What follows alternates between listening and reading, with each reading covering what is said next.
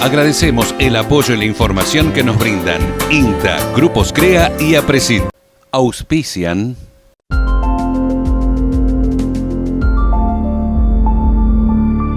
Provincia de Santa Fe.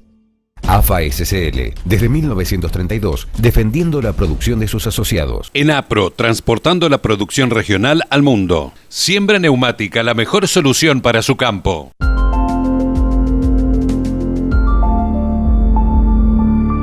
Provincia de Santa Fe. Hola amigos, muy bienvenidos a un nuevo tiempo de campo. Las buenas prácticas agrícolas son recomendaciones destinadas a proteger la salud humana y el medio ambiente, ecológicamente y económicamente posibles. El cambio climático es una gran preocupación de los últimos años. Sobre ambos temas, escuchamos las opiniones de los entendidos luego de los avances. Hoy en Tiempo de Campo, ante el incremento de la demanda de alimentos, los desastres ecológicos y el cambio climático, entre otras causas, hoy no se debería producir alimentos sin las buenas prácticas agrícolas. Relevantes profesionales ahondan este concepto. Una nueva propuesta para encarar las consecuencias del cambio climático nos invitan a enterarnos sobre el tema.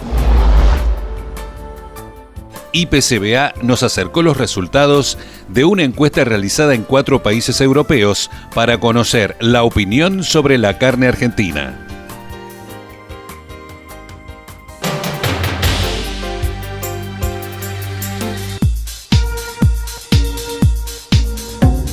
Las buenas prácticas agrícolas, según CASAFE, son un conjunto de recomendaciones técnicas aplicables a la producción, al procesamiento y al transporte de alimentos, para asegurar la protección de la salud humana y el medio ambiente mediante métodos ecológicamente seguros, higiénicamente aceptables y económicamente factibles.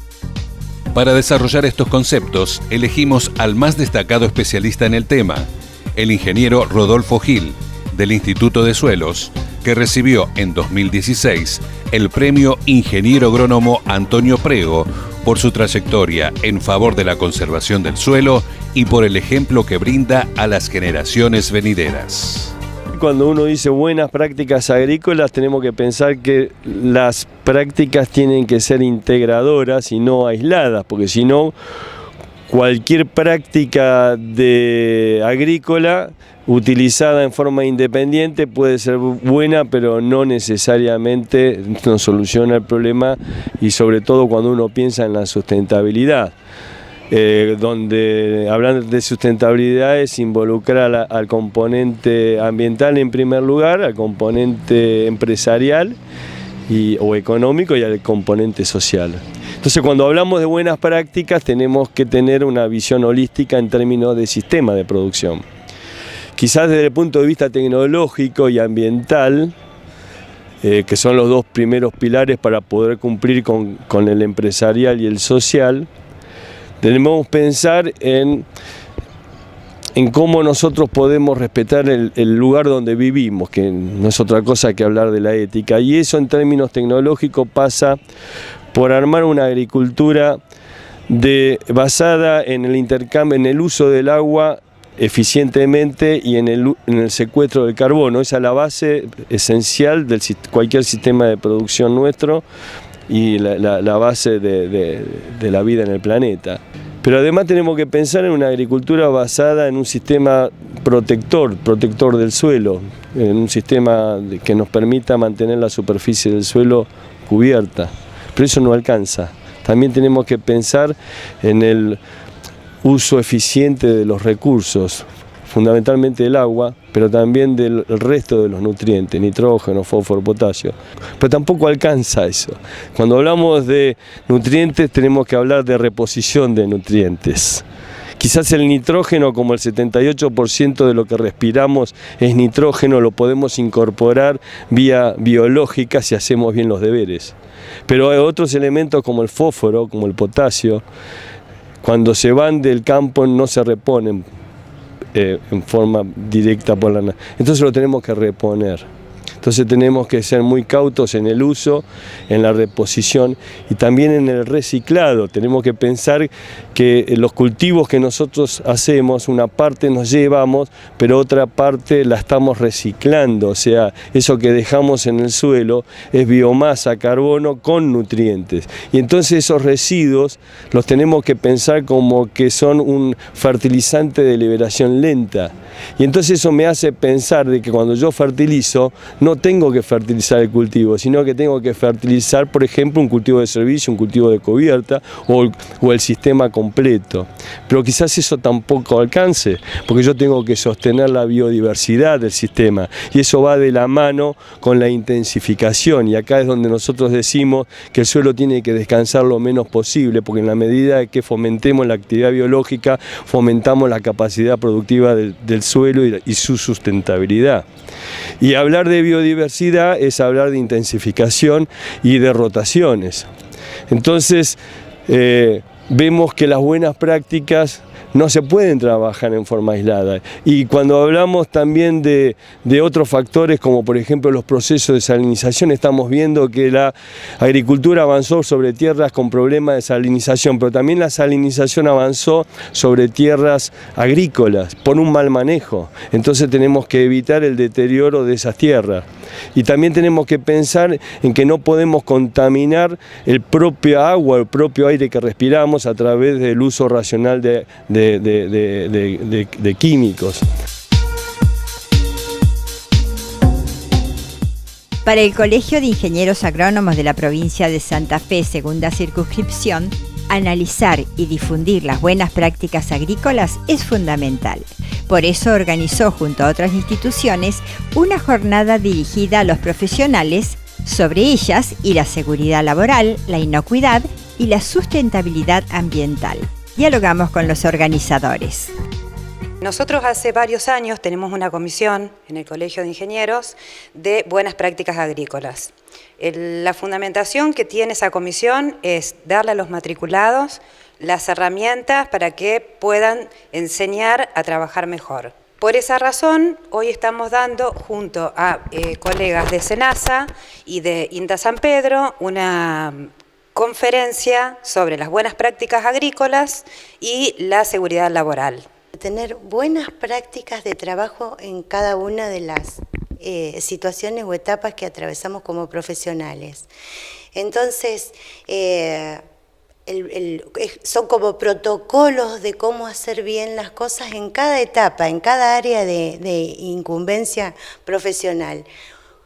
Se escriben, se redactan, se arman estándares de procedimientos para aplicar, de cómo se aplica un fitosanitario, de qué cuidados tiene que tener, qué riesgos, etcétera, etcétera. Y todo eso se plasma en guías de trabajo para que los profesionales tengan herramientas y se puedan defender a través de una gestión de las buenas prácticas. Nosotros en realidad nos acercamos a los matriculados.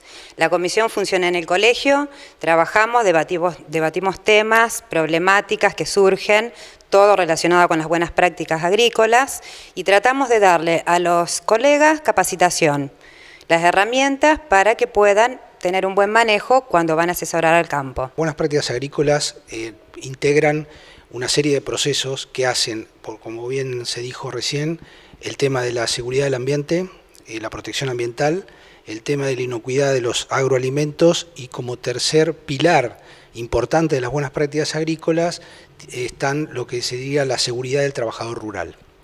Porque en sí, al implementar las buenas prácticas agrícolas, se toman una serie de precauciones para mitigar, reducir los riesgos de que el personal de campo, el peón rural, el trabajador rural, el productor, pueda tener algún tipo de accidente. Sobre todo con dos elementos que son estratégicos o críticos, que se utilizan mucho en el sector agropecuario. En este caso vamos a suponer el sector agrícola, que son la maquinaria agrícola y el uso o empleo de productos fitosanitarios. Invitado especial de la jornada, el ingeniero agrónomo Ignacio Paunero, habló sobre su experiencia durante 15 años aplicando las buenas prácticas agrícolas en la estación experimental agropecuaria INTA San Pedro. Estamos viendo que, gracias a Dios, la Argentina se va encaminando a fijar ya por lo menos una fecha cierta de la implementación de las buenas prácticas agrícolas, tanto en horticultura como en fruticultura, que son los rubros que trabajamos en la experimental mía, ¿no? Por supuesto, esto es un tema que va a llevar años, en algunos casos depende de la idiosincrasia de las personas que lo realizan.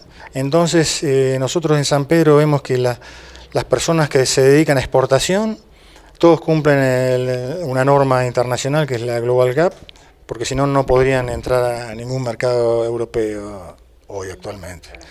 En cambio, por ahí el mismo productor en otro lote que va a destinar al mercado interno, hace las cosas que sin cumplir ninguna norma, que uno le llama muchas veces la atención de que por ahí es el mismo productor en otro lote que es dueño, ¿no? Entonces, básicamente pienso que pasa por una cuestión de exigencia, ¿no? De control. Y que bueno, yo confío que Argentina en unos años se va a tener que adaptar sí o sí, ¿no? Va a llegar un momento que queremos ser supermercado del mundo y bueno, vamos a tener que adaptarnos porque ya es algo que es un requerimiento a nivel mundial, ¿no?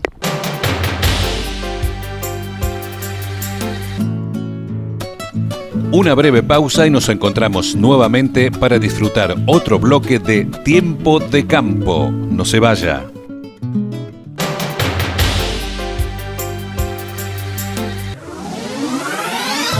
Tauro y FMQ, equipos de soldadura eléctrica por arco y equipos de corte y plasma, ahora con tecnología Digi Micropi. Simple de llevar. Programe su puesta a punto y almacene la memoria ROM del equipo. No acepte imitaciones. Tauro, raza predominante. Producir más, conservar más, mejorar la calidad de vida. Ese es nuestro compromiso de agricultura sustentable. Y para eso trabajamos todos los que hacemos Monsanto.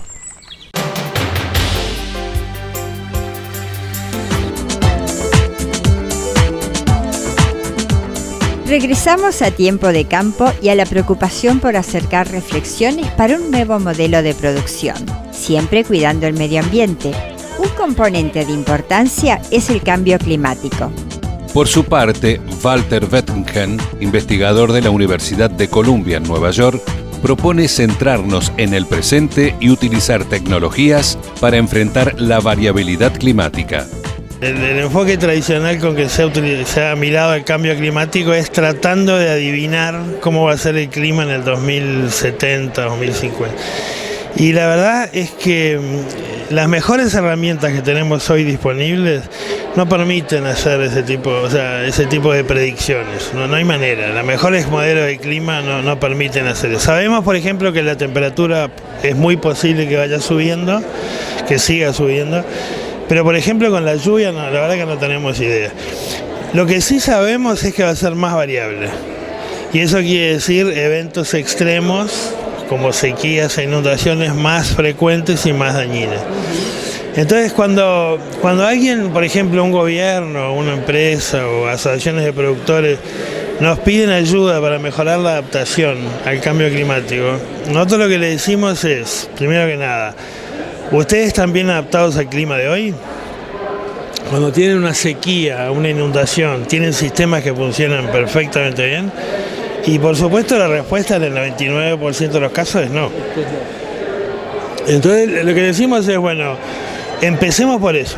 Empecemos por mejorar la capacidad de adaptación al clima de hoy. Con mejor información, con buenas tecnologías, diversificando la producción, con buenos seguros. Y de esa manera lo que vamos a hacer es tener sociedades, sistemas de producción agropecuario más resilientes, menos vulnerables y mejor adaptados al clima del futuro, sea como sea. La tala de bosques es un problema serio en cuanto a la reducción de gases, digamos, con efecto invernadero. De hecho, en el mundo casi el 20% de las emisiones de gases con efecto invernadero vienen de la tala de bosques. Entonces, ese es un problema muy embromado. Pero además hay otros problemas no es solamente el impacto sobre el clima, son los servicios ambientales que brindan esos bosques. Dependiendo del bosque, pero por ejemplo el agua en una cuenca que tiene bosques, el agua esa es mucho más pura, mucho menos contaminada que en una zona que no tiene bosque. Ahora, la pregunta es, ¿qué hacemos? Porque esa es una decisión que ya se nos está dada. Yo creo que hay cosas que hoy se puede hacer para, en donde sea posible, en todos lados parar con la tala de bosques hasta donde sea posible. En donde sea posible buscar mecanismos para que sea conveniente para los productores reforestar, o sea, recuperar el bosque nativo, el bosque que se tala.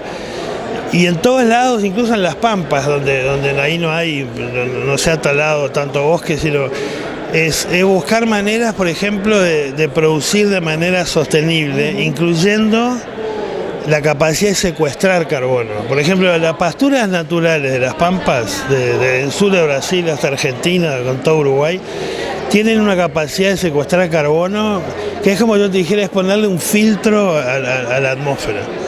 Y manejadas bien son millones y millones de hectáreas. Entonces eso es una cosa que no solamente tiene una oportunidad ambientalmente importantísima, sino que si se hacen las cosas bien, eso genera nuevos mercados. Argentina tiene la enorme virtud de tener una comunidad científica muy fuerte. Y esto es una cosa que, o sea, hay que dedicarle esfuerzos serios a medir lo que es la huella del carbono, la huella del agua. Yo creo que sería interesante meter este concepto de la huella ambiental integrada, que no sea solamente el carbono por el lado del agua, sino eso que yo les comentaba, 1 kilo de carne producida en una pastura natural. Es verdad, se está emitiendo metano, se está usando una cantidad de agua, pero por otro lado ese campo natural está manteniendo la biodiversidad, está limpiando el agua de esa cuenca, porque la cuenca seguramente tenga un agua más limpia, está seguramente secuestrando carbono. Entonces, ¿no será más lógico pensar en una huella ambiental integrada que tenga todas esas dimensiones? Ahora, eso para que se pueda empezar a usar en negociaciones, hay que medirlo bien. Hay países del mundo que están atrasadísimos y es casi imposible pensar en que la comunidad científica de esos países lo mida. Argentina tiene una comunidad científica fuertísima. Es una decisión de que hay que hacerlo. Hay cambio que lo ves inmediato, sobre todo porque lo que estamos diciendo es, las acciones son necesarias hoy porque los impactos se ven hoy. Entonces, por ejemplo, una combinación de tecnología con información, con seguros, con una buena planificación, el resultado se ve inmediatamente. Lo que no se va a ver inmediatamente es sobre el impacto que tiene sobre el clima. Damos vuelta a la página, pero de un mismo volumen, porque continuamos hablando de lo que tanto nos interesa, el bienestar de nuestra tierra.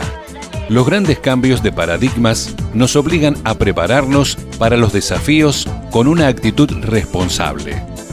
Ante un país deficitario de energía, es menester encarar con premura e idoneidad la producción de bioenergía en el sector agropecuario, que es también una herramienta para el agregado de valor en origen.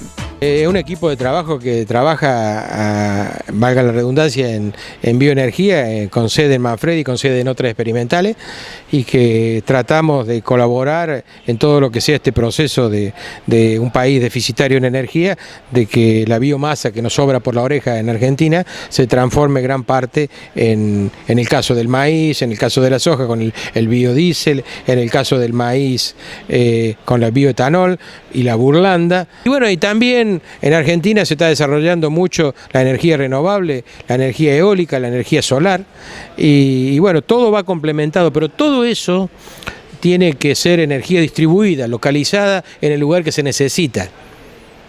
La energía cuando estamos, se llama punta de línea, va perdiendo eficiencia y va perdiendo calidad. Si en este punto le ponemos una parte de la energía, se mejora todo el sistema. Eso se llama punta de línea, que es lo que tiene Yanquetrú. Entonces, bueno, la energía, porque hay pérdida de traslado a través de un cable, entonces va perdiendo calidad, va perdiendo voltaje. Entonces, si le ponemos aquí en punta de línea, le inyectamos energía, indudablemente mejoramos todo el sistema. Y lo otro es decir, bajar los costos, generar su propia energía. Y bueno, de eso se trata de un país que tiene que ser agroalimentario, agroindustrial, que la limitante del desarrollo no sea precisamente la energía en un país que haya biomasa y que hay viento y aquí hay sol. Si hay viento y hay sol, hay fotosíntesis. Si hay fotosíntesis, hay biomasa. Si hay biomasa, hay bioenergía. Y si hay viento, hay energía eólica. Y si hay sol, hay energía solar. Bueno, entonces, ¿de qué nos preocupamos? Tenemos todo.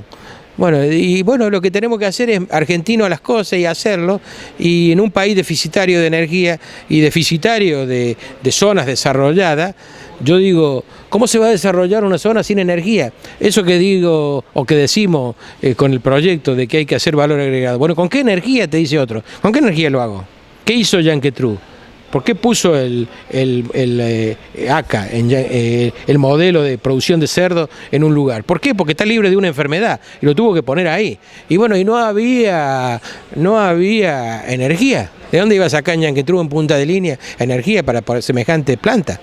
Y bueno, y preguntaron, ¿hay sol? Sí. ¿Hay agua subterránea? Sí. Y si hay sol y agua subterránea, y bueno, hay fotosíntesis. Entonces, el agua la saco con energía que voy a producir, con el maíz, que riego. Y bueno, y entonces tenía la energía. Y después, ¿con qué saco la energía? ¿Dónde saco la fuente? Y de los efluentes del cerdo. Y necesito calefaccionar las madres. Entonces, cuando hago la cogeneración de energía, parte del calor del radiador va a calefaccionar las madres. Y lo que me sobra, porque no tiene calidad para usar en todo, lo inyecto a la red. Y yo estoy también adherido a la red. Bueno, entonces tengo energía continua. Y bueno, de eso se trata precisamente, de buscarle alternativas para que Yanquetrú haya lo que había. ¿Y qué había? Y había sol, había agua subterránea y mucha inteligencia.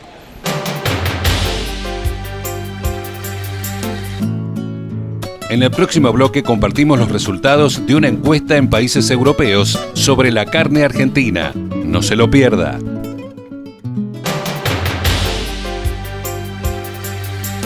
Mi corazón con el Kini late más. Elegí 6 numeritos y a ganar, siempre a ganar.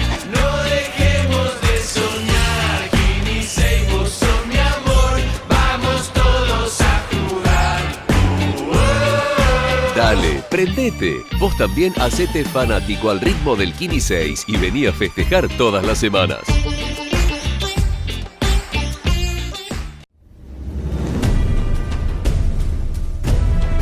Avanzar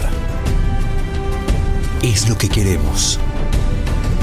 Para entonces hacerlo, nada nos detiene, ni aún lo inimaginable. Nueva pulverizadora MAP 3. PLA.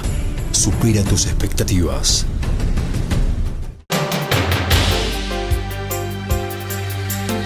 Auspicia IPCBA, Instituto de Promoción de la Carne Vacuna Argentina.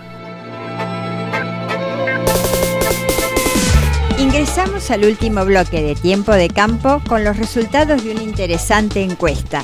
En el marco de Anuga 2017 y por primera vez, el IPCBA realizó una encuesta en 4 países europeos para conocer en profundidad la situación en el mercado de la marca carne argentina, estudiar, conocer y reposicionar su lugar en el viejo continente.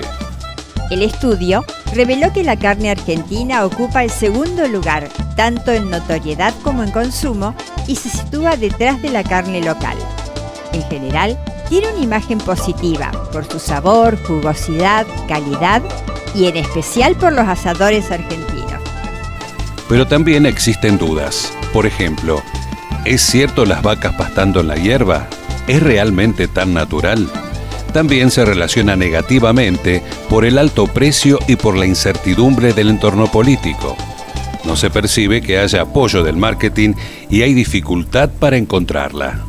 El desafío es restablecer esta imagen y convertir nuevamente a Argentina en un socio comercial fiable. En estos países, la industria de la carne no está actualizada y cualquier impulso será bienvenido.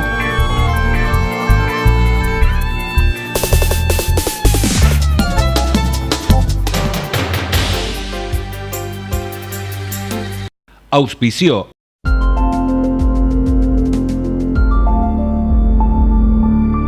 Provincia de Santa Fe. Y llegamos al final.